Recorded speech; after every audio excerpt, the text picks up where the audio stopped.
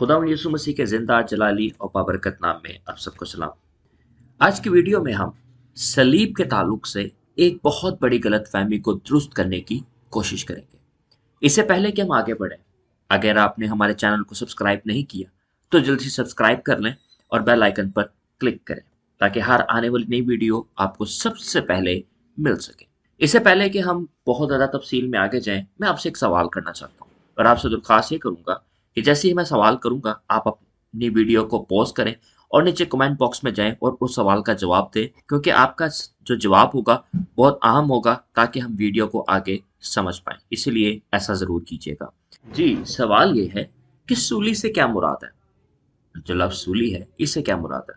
आप जल्दी से वीडियो को पॉज करें, कमेंट बॉक्स में जाएं और वहां पर जाके इस सवाल का जवाब दें।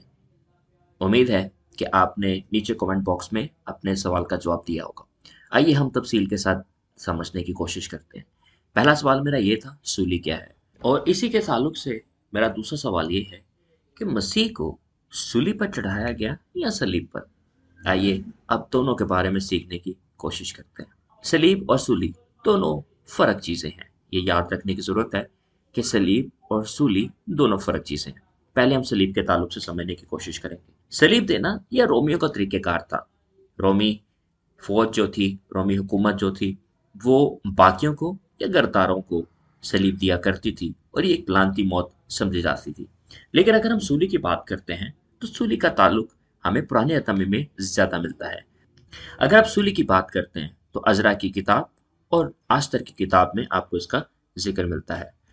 और हम जानते हैं कि आस्तर की किताब उसके 5वें बाब में हामान ने मर्दगी के लिए 50 हाथ ऊंची सूली तैयार की, और वो गैलोस है और वो सलीब नहीं है जो हामान ने तैयार करवाई थी। और आगे चल के हम जान देखते हैं कि उसी सूली के ऊपर फांसी दी गई, हामान को रस्सी के साथ लटका कर।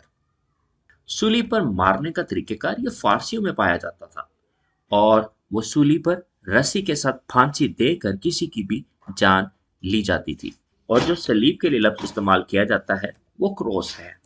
अब आप इस बात को समझ सकते हैं कि गैलोस और क्रॉस यानी कि सूली और सलीब में बहुत फर्क है, और इसीलिए इस बात को समझना हम सबके लिए बहुत ज़्यादा ज़रूरी है।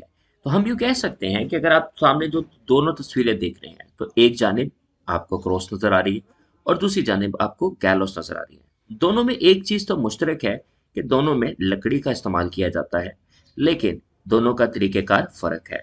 गैलोस में फांसी दी जाती है जिसमें रस्सी का इस्तेमाल किया जाता है, और फिर लेकिन जो क्रॉस है इसमें लटकाया जाता है कीलों के ज़रिए से, और फिर उसके अंदर इस तरह से ये दोनों जो हैं वो दर्दनाक सज़ाएँ हैं। दोनों को लानती सज़ाएँ करार दी जाती थी। दोनों जो हैं वो उसका हमें ज़िक्र जो है वो मुख्तलिफ जगहों पर मिलता है। इसीलिए हम कह सकते हैं कि मसीह को सलीब पर मसलूब किया गया, ना कि सूली पर फांसी दी गई।